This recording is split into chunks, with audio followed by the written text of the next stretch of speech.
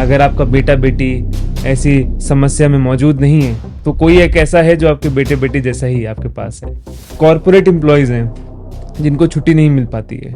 और कुछ डेटा हम लोगों ने निकाला, तकरीबन समझिए 20 से 22 मिलियन लोगों के बच्चे बाहर रहते हैं। घर में प्रेग्नेंट वाइफ है, डायलिसिस पेशेंट है, बच्चों को भी दिखाना है, किसी को भी दिखाना है। यूजर फ्रेंडली ऐप है, सिर्फ नाम, डिटेल, फोन नंबर, लोकेशन डालें। वो एक हेल्थ केयर मिनी पॉड है, उसमें सारी व्यवस्था है। उसमें आपके स्ट्रेचर से लेके, व्हीलचेयर से लेके, ऑक्सीजन से लेके सब कुछ मौजूद रहता है। वो आपके घर आएंगे, आपको देखेंगे सब ठीक है कि नहीं, उसके बाद आपको ले जाएंगे और उसके बाद आपका जो भी इलाज करवाना है, घर परिवार के जैसे लाइन में लगना, पर्चे काटना, सब कुछ दवाई लेना, सब कुछ कराएंगे। A to Z जो भी एक घर परिवार का आदमी करवाता है ना, वो हमारे सर्टिफाइड हेल्थ केयर एग्जीक्यूटिव्स करवाएंगे। कि हमारे हर एक सारथी जो है पुलिस वेरीफाइड रहता है। हर तरीके से जिम्मेदारी कैथ की ही रहती है। अगर आपको लगता है कि आप कुछ परेशानी आ रही है तो आप वो SOS बटन दबा सकते हैं, और अगर हेल्थ केयर वर्कर को ऐसा लगता है कि उसको कोई समस्या आ रही तो वो एक SOS बटन दबा सकता है। तो कैथ जो है वो एक समस्या का, जो एक इंडिया की काफी बड़ी प्रॉब्लम है, उसका समाधान है।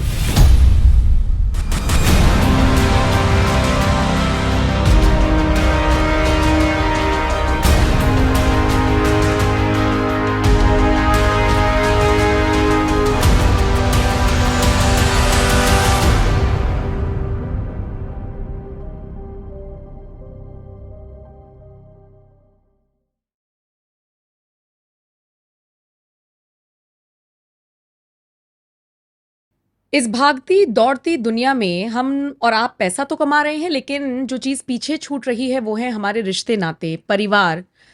अमूमन बहुत से लोग ऐसे हैं जो अपने परिवार को टाइम नहीं दे पाते हैं। और जानते हैं सबसे ज्यादा दुख कब होता है? दुख तब होता है जब परिवार पर कोई मेडिकल इमरजेंसी हो और आपका बॉस आपको छुट्टी ना दे। अब जरा सोचिए, इस केस में कोई ऐसा हो जो 24 घंटे मदद करने के लिए तत्पर रहे, आगे रहे। आज हम इसी बारे में विस्तार से बात करेंगे, क्योंकि आज एक ऐसे ऐप के बारे में चर्चा करने जा रही हैं जो आपके लिए बहुत ज्यादा यूजफुल होने वाला है। कैसे इसे इनोवेट किया गया, ये आइडिया कहां से आया, कैसे ये काम करेगा, आज इसी पर चर्चा करेंगे। क्योंकि मेरे साथ डॉक्टर हिमांशु मौजूद हैं। सबसे पहले तो आपका स्वागत है हिमांशु जी। जी नमस्कार। बहुत बहुत स्वागत है आपका। Good morning everyone. आप डॉक्टर भी हैं पेशे से, आप फाउंडर मेंबर भी हैं इस ऐप के। मुझे नाम बताइए बहुत अच्छे से, विस्तार से, क्योंकि बहुत सारी ऐप्स और भी चल रही हैं। और दूसरा, ये कैसे काम करती है, ये जो आपकी ऐप है? सबसे पहले मैं आपको दिखाऊंगा meet Kath. Okay. Kath care at the home. ये ऐप ऐसा है कि ऐप नहीं, ये दुनिया की जो है एक नेसेसिटी है। अगर आपका बेटा बेटी ऐसी समस्या में मौजूद नहीं है तो कोई एक ऐसा है जो आपके बेटे बेटी जैसा ही आपके पास है। समझिए, जैसे आज जो दुनिया है इसमें कॉर्पोरेट में, जानते हैं आपको भी कभी छुट्टी नहीं मिलती होगी। हाँ, बड़ी कभी दिक्कत होती कभी है। बाहर जाना पड़ता होगा। और कुछ डेटा हम लोगों ने निकाला, 35.6 मिलियन लोग जो हैं भारत के NRI हैं, जिसमें से 60% लोगों के माँ बाप जो हैं भारत में ही रहते हैं। ओके। मतलब तकरीबन समझिए 20 से 22 मिलियन लोगों के बच्चे बाहर रहते हैं। कॉर्पोरेट एम्प्लॉयज हैं जिनको छुट्टी नहीं मिल पाती है, छुट्टी डालते रहते हैं। कॉर्पोरेट एम्प्लॉयज के, मेरे जैसे डॉक्टर है, अगर मैं कभी भी छुट्टी लेके जाना चाहूँ किसी काम से, किसी जरूरी काम से, नहीं मिल सकती है। आप इमरजेंसी में नहीं छुट्टी ले सकते हैं। और भी बहुत ऐसी होती है, जैसे बिजनेसमैन हो गए, और भी बहुत सारे लोग हैं जिनको छुट्टी नहीं मिल पाती है। ऐसे में कोई भी घर परिवार का, it's not for the elderly, घर में प्रेग्नेंट वाइफ है, डायलिसिस पेशेंट है, बच्चों को भी दिखाना है, किसी को भी दिखाना है, आप सिर्फ इस ऐप से, यूजर फ्रेंडली ऐप है, सिर्फ नाम, डिटेल, फोन नंबर, लोकेशन डालें। एक स्वास्थ्य सारथी, एक हम अपने आप को कैब नहीं कहते हैं, वो एक हेल्थ केयर मिनी पॉड है, उसमें सारी व्यवस्था है। उसमें आपके स्ट्रेचर से लेके, व्हीलचेयर से लेके, ऑक्सीजन से लेके सब कुछ मौजूद रहता है। वो आपके घर आएगा। बेशक आप 20 मंजिल पे रह रहे हो, 25 मंजिल पे रह रहे हो, कहीं भी रह रहे हो, वो आपके घर आएंगे, आपको देखेंगे सब ठीक है कि नहीं, उसके बाद आपको ले जाएंगे और उसके बाद आपका जो भी इलाज करवाना है, घर परिवार के जैसे लाइन में लगना, पर्चे काटना, सब कुछ दवाई लेना, सब कुछ कराएंगे। A to Z जो भी एक घर परिवार का आदमी करवाता है ना, वो हमारे सर्टिफाइड हेल्थ केयर एग्जीक्यूटिव्स करवाएंगे, जिनको हम स्वास्थ्य सारथी कहते हैं। वो सब करवाएंगे, उसके बाद आपको घर छोड़ेंगे। जिससे आपकी बहुत सारी समस्याएं जो हैं वो पूरी हो जाएंगी। लेकिन ये प्रैक्टिकली पॉसिबल कैसे होगा, क्योंकि जिनको आप स्वास्थ्य सारथी कह रहे हैं उनका वेरिफिकेशन करना पहला सवाल, कैसे आप चूज करेंगे उन लोगों को दूसरा सवाल, और तीसरा ये जिसके घर पर वो जा रहे हैं उसकी प्रिवेसी, उसकी सारी चीजें सही से रहेंगी, उनको कोई नुकसान नहीं होगा, क्योंकि आजकल के जमाने में भरोसा कैसे किया जाए किसी के ऊपर। ये बहुत अच्छा सवाल है आपका। अच्छा, आप ये बताइए कि आपने कोई घर पे एक हेल्प के लिए कभी मेड या कोई किसी को रखा है आपने कभी? बताइए। बिल्कुल रखा है। आप कैसे वेरीफाई करते हैं? आधार कार्ड ले लेती हूँ मैं तो। आधार कार्ड ले लेते हैं, लेकिन ऐसा नहीं है, बहुत लोगों को इससे भी नहीं होता है। लोग बहुत कोई हेल्थ केयर एग्जीक्यूटिव अपने पास रख सकते हैं ऐसे ही। बात आती है विश्वास की। लोग ये चाहते हैं कि कोई ऐसा एक मिडिल पर्सन आए जो चीज़ों की गारंटी ले, वहीं पे हम आते हैं। अगर आप किसी भी आदमी को एक एज एन एग्जीक्यूटिव रख रहे हैं और हमारे लोगों को आप ले रहे हैं, तो कैसे डिफ्रेंशिएट करता है? ऐसे कि हमारे हर एक सारथी जो है पुलिस वेरीफाइड रहता है ओके। हर तरीके से। जिम्मेदारी कैथ की ही रहती है। हमारी जिम्मेदारी रहेगी अगर हमारा जो हेल्थ केयर सारथी है कोई भी समस्या करता है। प्लस वो ट्रेंड रहते हैं, they are all trained for about 6 months. उनको 6 महीने की ट्रेनिंग दी जाती है। उसके बाद उनको ही फील्ड ऑफ एक्शन में लाया जाता है। और इसके लिए और समस्या ना आए, क्योंकि Delhi sometimes called as unsafe for people, या फीमेल हमारी खुद की भी हेल्थ केयर वर्कर हैं, तो दोनों तरफ के लिए एक SOS बटन हमने दे रखी है ऐप में।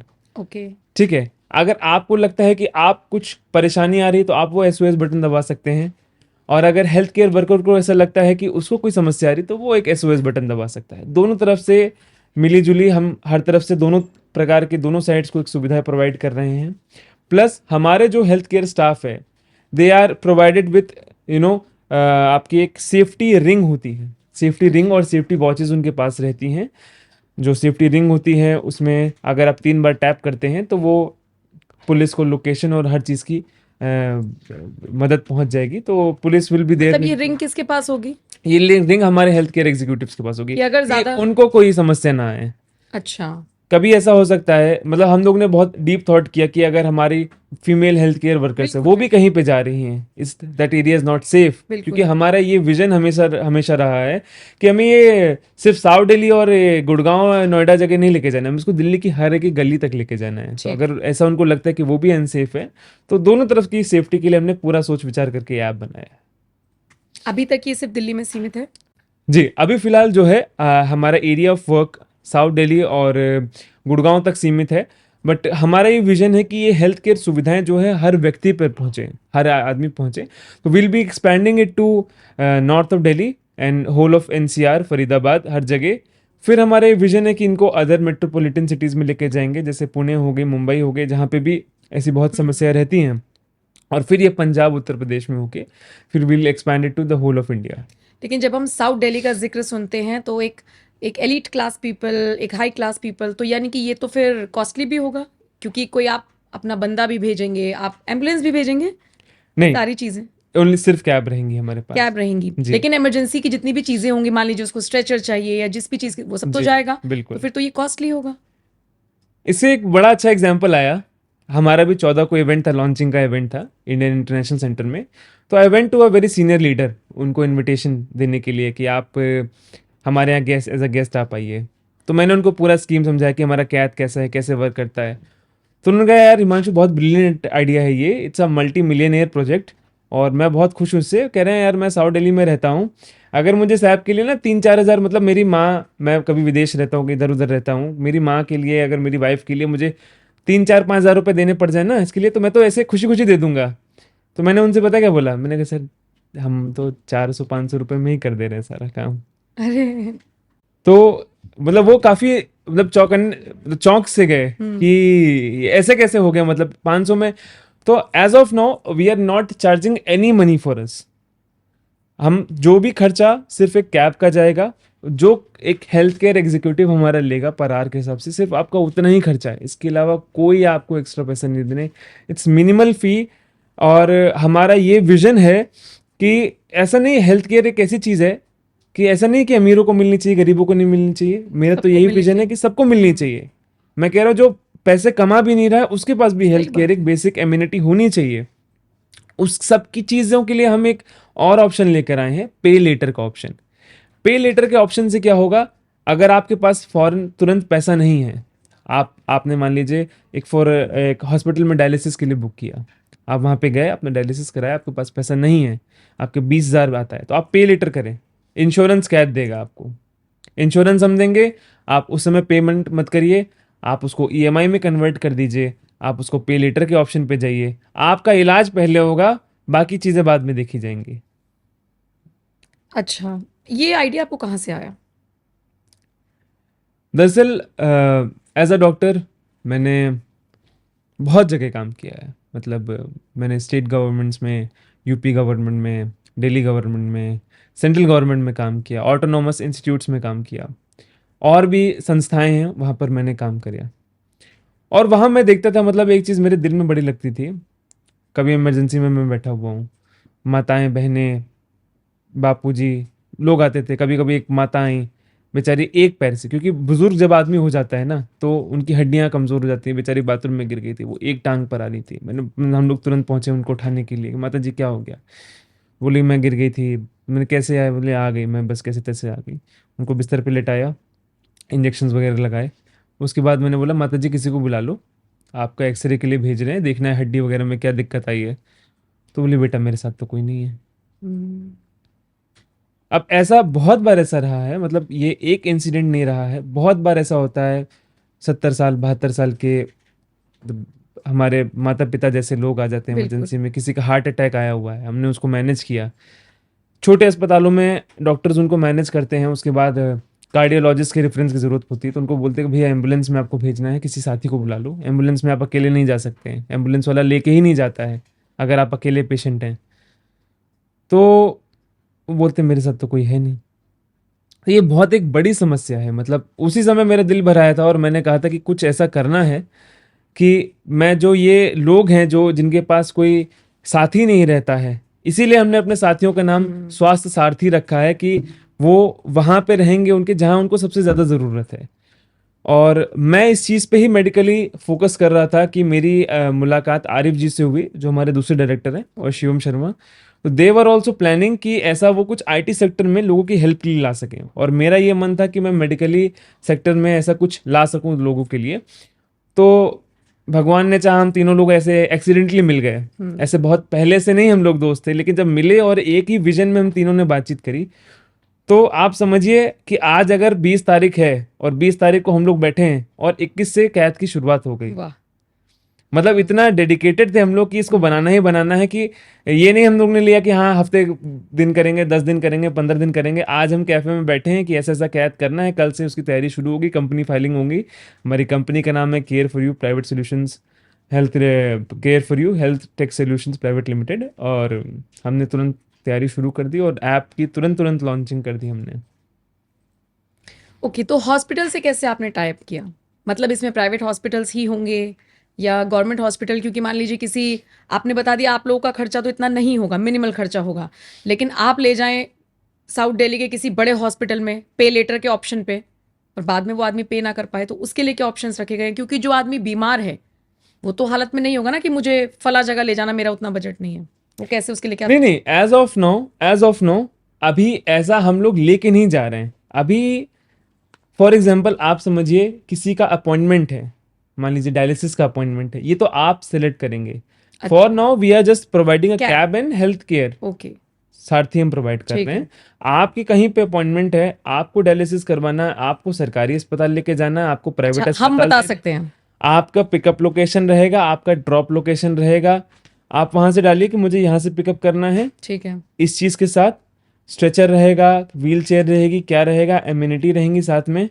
आपकी सहूलियत के लिए मैं आपको दिखा भी देता हूँ। बिल्कुल। जैसे दिस इज आवर ऐप, आपने यहाँ पे डाला, आप अपना फोन नंबर डालिए, ओके, ईमेल आईडी डालिए, अपॉइंटमेंट की डेट डालिए, ठीक है। टाइम डालिए, यहाँ पिकअप एड्रेस है। अगर आप थोड़ा बुजुर्ग हैं, नहीं देख पाते हैं, तो गूगल आपकी लोकेशन अपने आप ले लेगा। ठीक है। ड्रॉप एड्रेस डालिए, वहाँ आपको जहाँ पे भी जाना है। ठीक है। एड ऑन्स में आप डालिए wheel chair, stretcher, oxygen cylinder, extra tent. Options मान हैं। लीजिए जी, मान लीजिए आप आपका कुछ ऐसी समस्या है कि आपको एक नहीं दो की ज़रूरत है साथी के लिए, आपको उठाने के लिए, आपको ले जाने के लिए, ऐसी चीज़ों के लिए भी हमने दिया है। उसके बाद एक नोट्स का ऑप्शन आता है। बहुत सारे पेशेंट होते हैं, जैसे कैंसर पेशेंट हो गए, इम्यूनो कॉम्प्रोमाइज पेशेंट हो गए, जिनकी जो बचाने की क्षमता है शरीर की वो कम है। ऐसा कुछ भी ऐसा है जो वो एक्स्ट्रा बताना चाहें कि उनको एक्स्ट्रा केयर के साथ उनके आसपास 1 मीटर 2 मीटर के दूर कोई दूसरा मरीज नहीं आना चाहिए, उनकी स्वास्थ्य ज़्यादा अच्छा, खराब है, नोट्स डायलिसिस में डाल पेशेंट सकते है, हैं वो नोट्स में डाल सकते हैं। हम उनको केयर करके जो है एक्स्ट्रा केयर के साथ उनकी देखभाल करेंगे, और उनका जो भी वातावरण रहेगा कैब का वो उसी हिसाब से रहेगा। लेकिन जो आदमी बीमार है, अचानक से अटैक आया है, वो घर में अकेला है, वो कैसे इतना सारा फॉर्म फिल करेगा? नहीं नहीं, ये एक मिसकंसेप्शन थोड़ा सा है, मैं आपको क्लियर कर दूं। This is not for the emergency purpose. हाँ। दिस ये डेली टू डेली यूज़ के लिए है। इमरजेंसी सर्विसेज में आप एम्बुलेंस को ही कॉल करें फॉर नाउ। ये हमारा फ्यूचर एक्सपेक्ट है कि हम एम्बुलेंस कैसे ला सकते हैं। For now this is just a home. आपका 3 घंटे जैसे बाद का है, इसका बफर प्रोसेस अभी 3 घंटे का हमने रखा हुआ है। अच्छा, 3 घंटे बाद सर्टि डॉक्टर से अपॉइंटमेंट है तो आपसे कोऑर्डिनेट कर हाँ सकते हैं। हाँ, 3 घंटे बाद है, 2 दिन बाद है, 1 हफ्ते हम्म, बाद है, 10 दिन बाद है, कैसा भी है वो आप कर सकते हैं। अभी क्या है, क्योंकि शुरुआत का प्रोसेस है, तो अभी बफर टाइम 3 घंटे का, क्योंकि अभी हेल्थ केयर एग्जीक्यूटिव और कैब, हमारी ये कैब जो है वो ऐसी ही नहीं है कि रास्ते में चल रही हैं, आपने बुक किया और 15 मिनट में आपके घर आ गई। हमारी जो भी कैब्स हैं वो हाईली सैनिटाइज रहती हैं, हर ट्रिप के बाद सैनिटाइज रहती हैं, बेटर। थोड़े मॉडिफिकेशन के साथ हैं। हम्म। तो आप जब भी बुक करेंगे तो आसपास के 5 से 10 किलोमीटर के बीच में जो भी हमारी कैब और हेल्थ केयर एग्जीक्यूटिव होगा वो आपके पास इमीडिएटली पहुंचेगा। तो इसलिए अभी थोड़ा बफर टाइम है। इसके बाद हमने ये एक रोड मैप बनाया है कि हमें जो भी हेल्थ केयर एग्जीक्यूटिव्स हैं उनको ट्रेन करके, मतलब हमारा ये प्रधानमंत्री जी का भी ये इनिशिएटिव रहा है कि आप हर गली के लोगों को, हर मोहल्ले के लोगों को स्किल दें। तो हमारा ये मोटिव रहा है कि हम एक हेल्थ केयर अभी एक कोर्स लॉन्च कर रहे हैं कि अच्छा। एक गली की माँ, एक गली की बहन, एक भाई, वो कोर्स लेके एक हेल्थ केयर एग्जीक्यूटिव बन सकता है, और वो किसी की मदद कर सकता है, उसको रोजगार भी मिलेगा, प्लस वो किसी ज़रूरतमंद की मददगार भी बन जाएगा। और जब आपने नरेंद्र मोदी का जिक्र कर ही दिया है, स्किल इंडिया का जिक्र कर ही दिया है, तो आपने गवर्नमेंट से बात की इस बारे में? क्योंकि अच्छा आइडिया है, गवर्नमेंट के साथ मिलकर करेंगे तो इजी पड़ेगा। जी, अभी तो ऐसा मतलब कोई हमने प्लान सोचा नहीं है, बट हाँ, अगर गवर्नमेंट इसमें इसमें इंटरेस्ट लेती है या कुछ ऐसा सोचती है कि ये, हाँ, this is a very good model और इसमें कुछ इनको हेल्प करना चाहिए, तो will B gladly taking their help. अभी तो हमारा जो मुझे अपने बेसिस पे लगा कि जो मैं बदल सकता हूँ, जो मैं कर सकता हूँ, जो मैं बढ़ोतरी कर सकता हूँ वातावरण में, या जो लोगों की मदद मैं कर सकता हूँ वो मैं करूँगा। बाकी अगर गवर्नमेंट अगर को पसंद आता है तो I will be very glad. Hmm. एक और कंफ्यूजन है, ऐसे तो कई सारी एप्स चलती हैं जिसमें हम ऑनलाइन एम्बुलेंस भी बुक कर सकते हैं, शायद चलती है ना ऐसी एप्स, लेकिन तो फिर इसमें क्या डिफरेंस है? I don't think so. This ये जो कॉन्सेप्ट है, हमने पूरी चेकिंग की है, हम्म। अभी तक इंडिया नहीं, वर्ल्ड में ही नहीं है। अच्छा। अभी तक आपके जो भी ऐप्स चल रहे हैं, and we have met many IIT professors, उन्होंने भी सेम चीज़ बोली है कि जितने भी ऐप्स अभी तक उन्होंने देखे हैं उसमें या तो आपके घर पे दवाइयाँ पहुंच जाएंगी, हम्म। या तो आपके घर पे कोई ब्लड सैंपल, ब्लड कलेक्शन लेने वाला आ जाएगा। ये हमारा जो एस्पेक्ट है, हमारे 4 फेजेस ऑफ द प्रोग्राम है। पहला ये है कि कोई सारथी प्रोवाइड करने वाला अभी तक कोई भी ऐसा एप्लीकेशन मेरे हिसाब से वर्ल्ड में भी नहीं आया है। पहली चीज़ ये है, जो बहुत ही अहम चीज़ है, अहम दिक्कत, किसी ने उसको अभी तक ठीक करने का सोचा ही नहीं है। कहीं भी नहीं है ऐसा कुछ? नहीं है, नहीं है। वाह। सेकंड हमारा क्या रहेगा, सेकंड एस्पेक्ट रहेगा कि इसमें जो डॉक्टर्स हैं, आजकल हम देख रहे हैं कि काफ़ी बार मीडिया में ये वायरल होती है चीज़ें कि एक हॉस्पिटल के लिए 5 वैकेंसी निकली और 500 डॉक्टर पहुंच गए, जूनियर डॉक्टर्स। मतलब एक junior doctors, doctor as a noble profession की भी बड़ी स्केर्सिटी जो होती थी, आप भीड़ पहुंच रही है। तो उनको भी एज अ प्रॉपर उनका रोजगार अच्छा रहे, तो हम उसको उनको भी एज एन इंसेंटिव बेस्ड अपने ऐप में एड्रेस कर रहे हैं, जोड़ रहे हैं। और उसके बाद जो सीनियर डॉक्टर्स हैं उनको भी एज अ वीडियो कॉन्फ्रेंसिंग के साथ जोड़ेंगे, या वो घर पे विजिट कर लेंगे। तो फर्स्ट फेज़ हमारा ये है कि हम care taker plus cab API use करेंगे। ठीक। सेकेंड फेज में हमारा क्या रहेगा, कोई भी डॉक्टर से अपॉइंटमेंट है तो या तो वो घर पहुंचेगा या तो अच्छा। वो थ्रू वीडियो कॉन्फ्रेंसिंग दिखेगा। थर्ड फेज में हमारा रहेगा कि डायग्नोस्टिक, क्योंकि अगर डॉक्टर ने बताया कि ये जांचें आप करिए तो जांचें कैसे करेंगे, तो at a very discounted rates वो जांच घर से ही ली जाएंगी, ठीक है। दवाई घर पे पहुंचेगी। और फोर्थ फेज जो है वो हमारा सोशल वेलफेयर के लिए है, क्योंकि मैं चाहता हूं कि as a doctor, as a social worker, मेरे पास बहुत बार फोन्स आते रहे हैं कि डॉक्टर साहब ब्लड की बड़ी ज़रूरत है। हम्म। मतलब ऐसे ऐसे आए हैं, चेन्नई तक से मेरे पास फ़ोन आया कि डॉक्टर साहब 10 ब्लड अरेंज कराओ। मेरे भी हाथ बंधे रहते, कहाँ से मैं अरेंज कराऊँ। सरकार की गाइडलाइन है कि अगर आप एक बार ब्लड अपना देंगे तो बदले में ही दूसरा ब्लड मिलेगा आपको। तो मैंने फ़ोन किया सफदरजंग में अपने सीनियर को, मैंने कहा मैडम ऐसा ऐसा चीज़ है, आप करो। 3 जगह फ़ोन किया, एक जगह मैक्स में फ़ोन किया, ये फ़ोन किया कि ऐसा बहुत सीरियस पेशेंट है। तो आई हैड अरेंज्ड 4 ब्लड, कि मैंने कहा डोनर्स अरेंज कराओ, लोगों को बोला, स्टेटस डाला, लोग आए मेरे पास। बट अगर कुछ ऐसा हो कि सबके पास जानकारी पहुंच जाए, जैसे आप राजौरी गार्डन में रह रहे हैं और आपने डाला कि मुझे राजौरी गार्डन में B+ की ज़रूरत है, तो आपकी नियरेस्ट जो ब्लड बैंक की जानकारी आपके पास पहुंच जाए तो वो कितना लोगों के लिए सही बात। रहेगा, मतलब कितना फ़ायदेदार रहेगा कि अगर मुझे 2 यूनिट ब्लड चाहिए तो मुझे पता है कि कहाँ है। डोनर तो भाई बंधु अरेंज कर लेते हैं लोग, लेकिन ले कहाँ से, तो उसकी जानकारी भी इस ऐप पे रहेगी। This is our fourth phase. ये जो पूरा समाज सेवा का ही है, हाँ, ये समाज सेवा ही है एक तरीके से। ये समाज सेवा बिल्कुल। क्या है, बाकी तो अलग अलग चीजें हैं हमारी, लेकिन ये है, ये हम पूरा समाज सेवा बेस्ड करेंगे कि लोगों को एक्चुअल मदद मिले, लोगों को पता चले कहाँ ब्लड अवेलेबल है। क्योंकि एक दिन में आप समझिए दिल्ली जैसे शहर में आपके 100 जगह से, एक 100 क्या, बहुत 100 तो बहुत छोटा वर्ड है, 10,000 जगह ब्लड इस्तेमाल होता होगा और किसी को नहीं पता इमरजेंसी में कहाँ से ब्लड प्रोक्योर करें। छोटे अस्पतालों में ब्लड बैंक होते नहीं हैं, बड़े अस्पतालों में वैसे ही इतनी भीड़ है। आप सफदरजंग के पास जाएं, आप एम्स के पास जाएं, तो आप देख सकते हैं कितनी ज़्यादा भीड़ रहती है।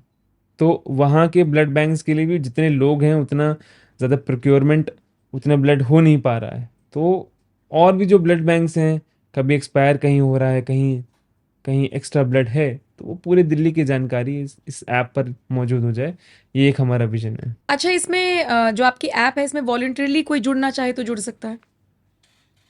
I don't think so voluntary किसी को हम लेंगे, because it's a matter of safety. बिल्कुल। सबके हेल्थ का डेटा रहेगा और हमारा सॉफ्टवेयर भी बहुत इनक्रिप्टेड है और लोगों का हेल्थ का डेटा रहेगा। किसी के घर पे जाना है, उसको पिकअप करना है, तो आई डोंट थिंक सो हम लोगों की हेल्प ले सकते हैं, because it's a matter of safety. अब मैंने पहले भी आपसे बताया, जो हमारे सर्टिफाइड लोग हैं या जो हमारे कॉन्फिडेंशियल लोग हैं, जो जिनका पुलिस वेरिफिकेशन हो चुका है, उन्हीं का लेंगे। It's not about the quantity, हम लोग पहले क्वालिटी मेंटेन करना चाह रहे हैं कि सबको अच्छा स्वास्थ्य मिले, सबको मतलब अगर अच्छी आप केयर मिले। जो आप अपना स्किल प्रोग्राम शुरू करेंगे उसमें कोई आए 6 महीने का वो कोर्स करे, सीखे और फिर जुड़े? हाँ, वो हम कर सकते हैं। हम्म। वो अगर उसको ज़रूरत है और उसको कुछ करना है, और इससे क्या रोज़गार भी प्रोवाइड होगा लोगों को और बिल्कुल। सेवा भी होगी, तो दोनों हम्म। तरफ से होगा, तो हम उस तरीके से ले सकते हैं। बट ऐसे we can not add anyone.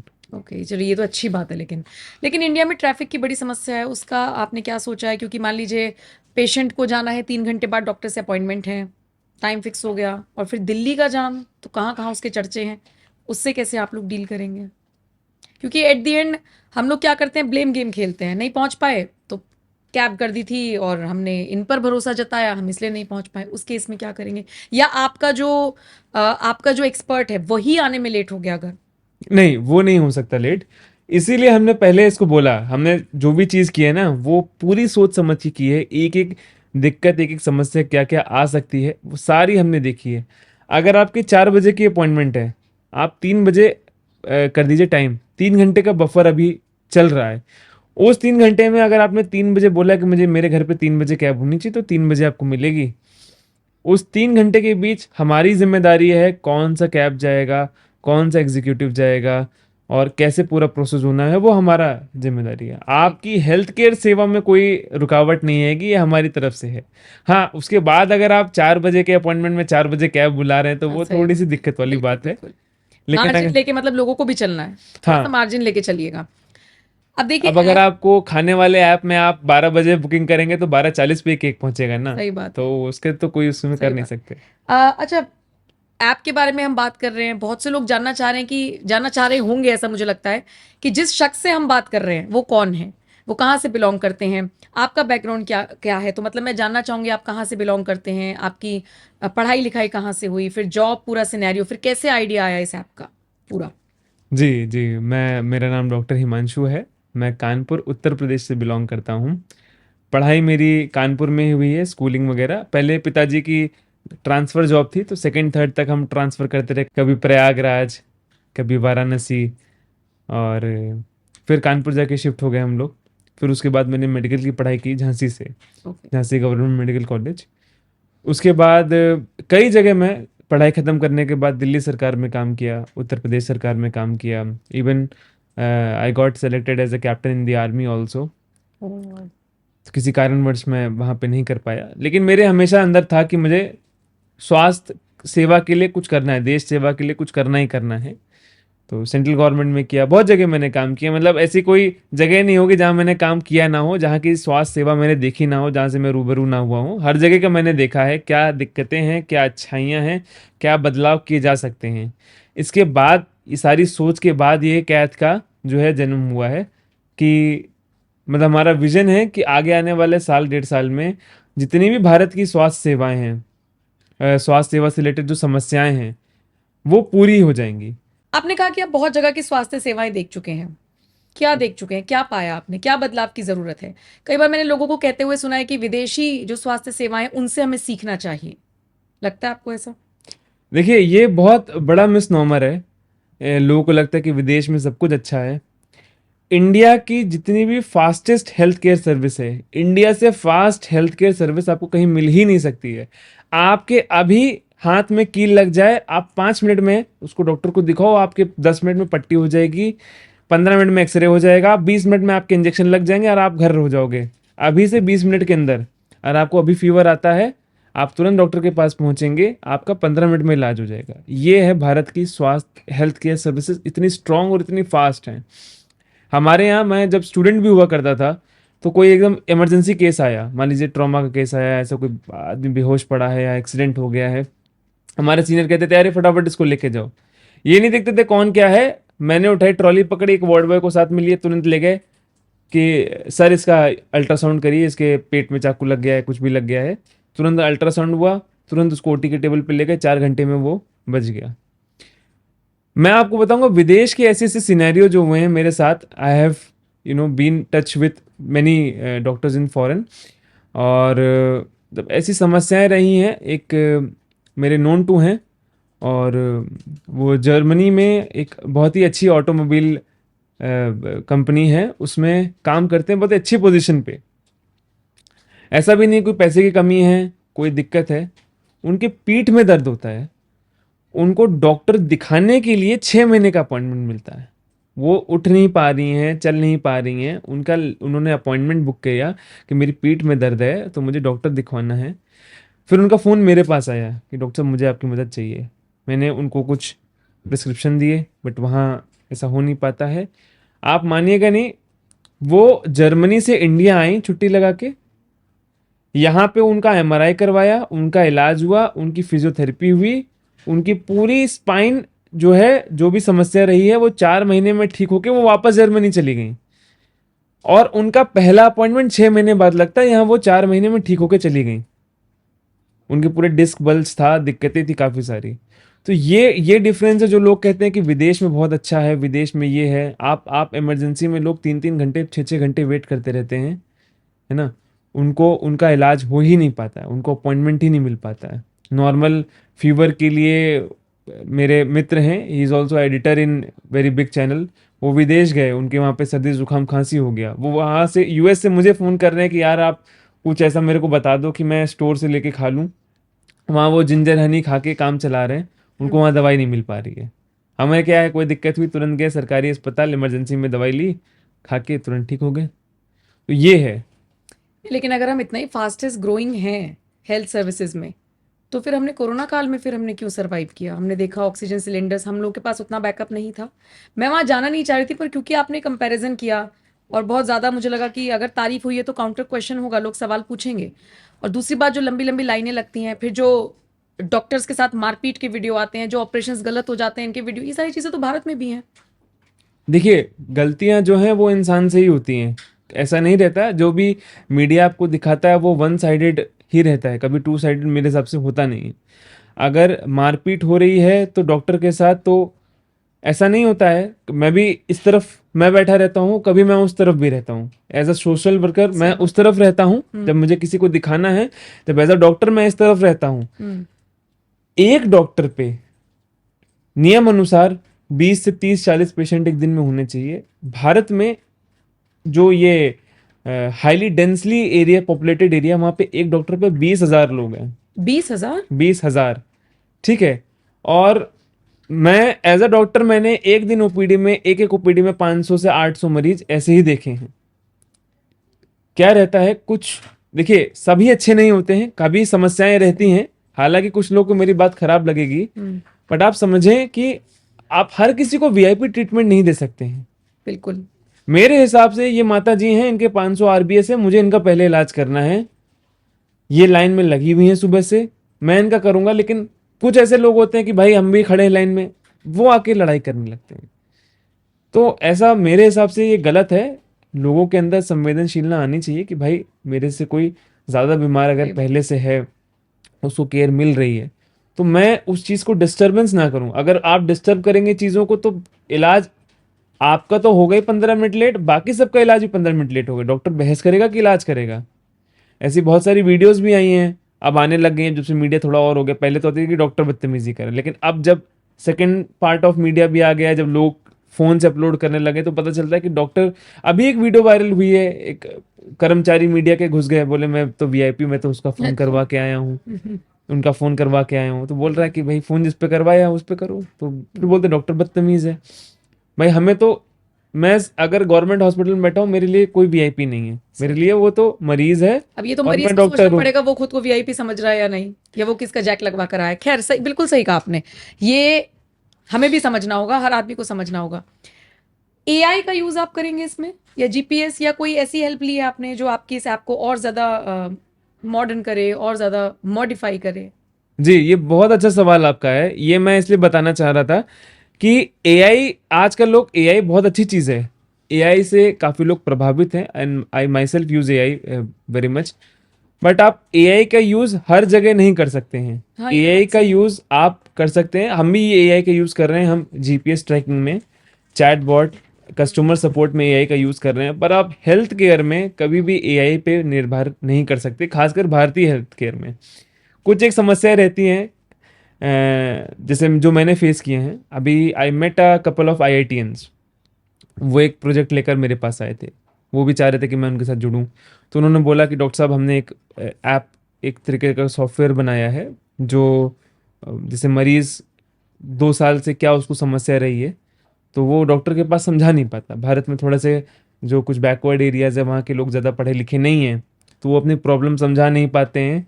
तो वो क्या करते हैं, पर्चे लेके चले जाते हैं पूरी फाइल बनाकर कि भाई 2 साल से हमको ये। तो डॉक्टर जो सरकारी में बैठा है, एक दिन में 500 मरीज देख रहा है, तो वो तो देख नहीं पाता है।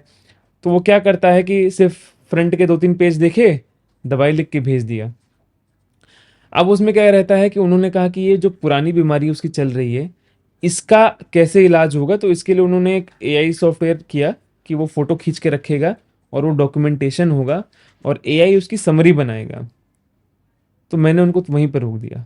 मैंने कहा ये आपका सफल नहीं हो सकता है, क्योंकि ये आप, एआई क्या होता है, एआई ऐसी चीज़ है, एआई वही चीज़ लेकर आता है जो आप उसको बताएंगे, जो आप एंटर करें, कमांड जो देंगे। डेटा आप एंटर करेंगे, वो वही एआई उसका प्रॉम्प्ट यूज करके आगे का रिजल्ट देता है।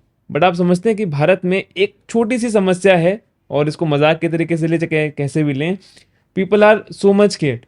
मेरे पास बच्चा आता है, अब आप बताइए, एक माता जी आती है अपने बच्चे को लेके, बोले डॉक्टर साहब 1 महीने से खाना नहीं खा रहा है। अब हम तो समझते हैं एआई तो पागल हो जाएगा, वो पढ़ेगा 1 हफ्ते से, एक महीने से बच्चा खाना नहीं खा रहा है, वो पागल हो जाएगा। लोग आते हैं मेरे पास, बोलते हैं कि डॉक्टर साहब 15 दिन से बुखार है, 15 दिन से बुखार है। अगर आप एआई पे डालेंगे, मैं अभी आपके सामने एआई ऐप यूज करके डालूंगा, फीवर फ्रॉम 15 डेज, एआई सबसे पहले क्या निकालेगा, टीबी है इसको। तो ये एक डॉक्टर जब तक ह्यूमन टच नहीं रहता ना चीजों में, कोई आप अंतर निकाल ही नहीं सकते। हेल्थ केयर में हम एआई का यूज़ करेंगे ही नहीं जब तक ह्यूमन टच ना है।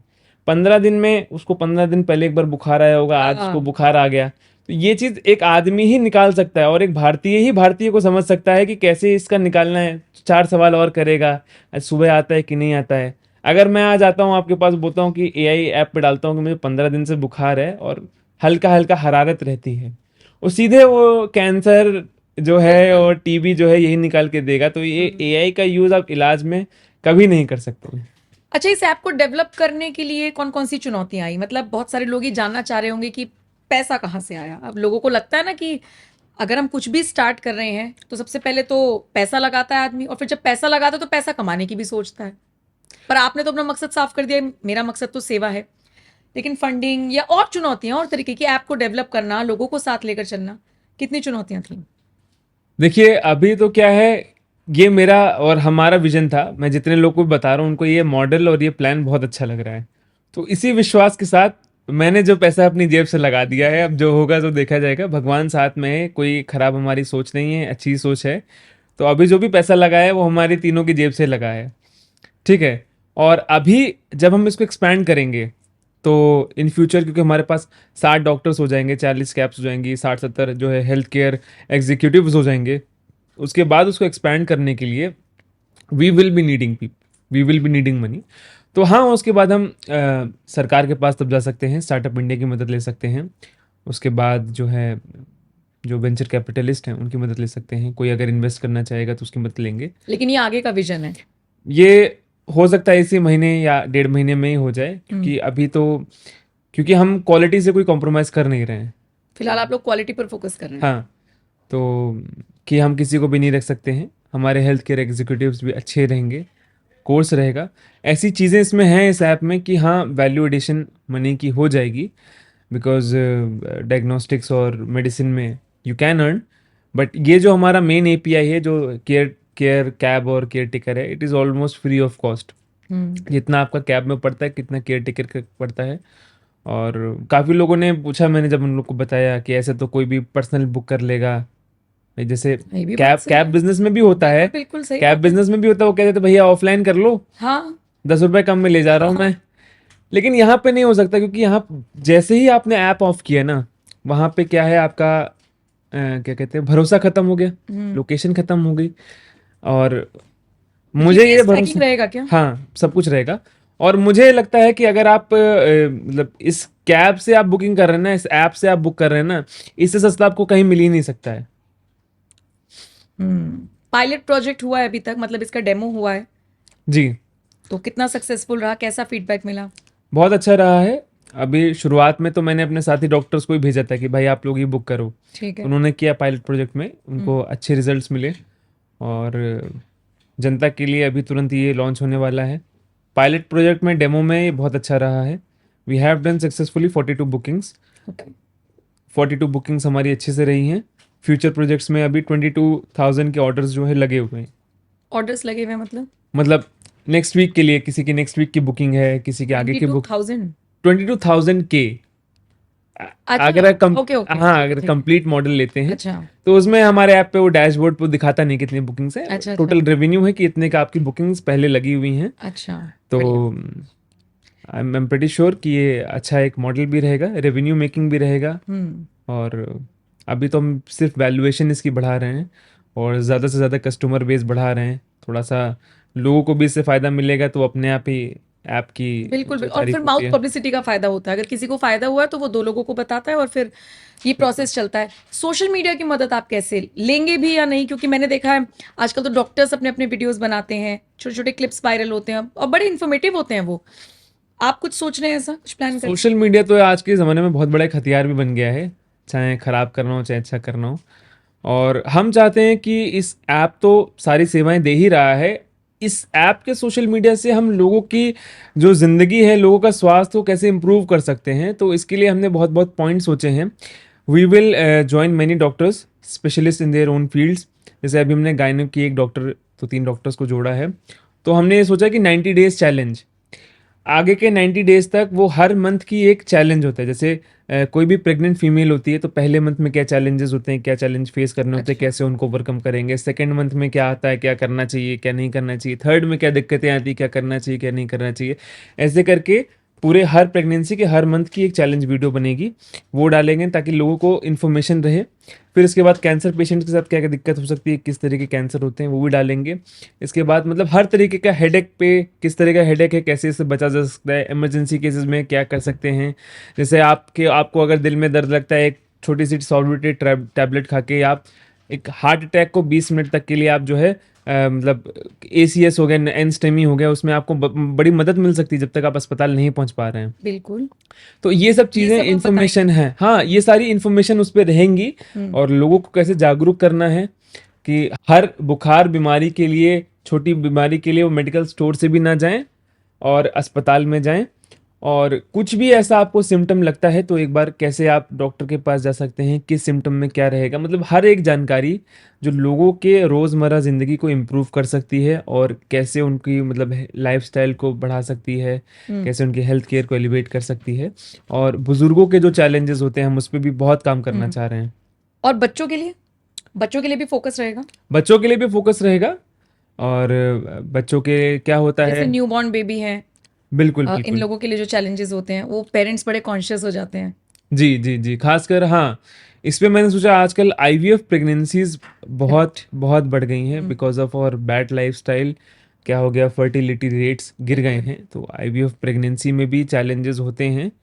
और बहुत दुखदाई लगता है मुझे फीमेल्स को 5 5 महीने तक, 6 6 महीने तक डेली एक एनॉक्सापैरिन इंजेक्शन लगाना पड़ता है, उससे बहुत पेन होता है। ये आईवीएफ का प्रोसेस है। हाँ, IVF के प्रोसेस में 6 महीने तक आपको डेली एक इंजेक्शन लगेगा। आपको शुरुआत। पता है ये सारी चीजें अमूमन मैं कई सारे पॉडकास्ट कर चुकी हूँ। डॉक्टर्स शायद इसलिए नहीं बताते हैं ताकि लोग आईवीएफ की तरफ बढ़ें, जी, लेकिन ये बहुत अच्छी इन्फॉर्मेशन है जो आप दे रहे हैं।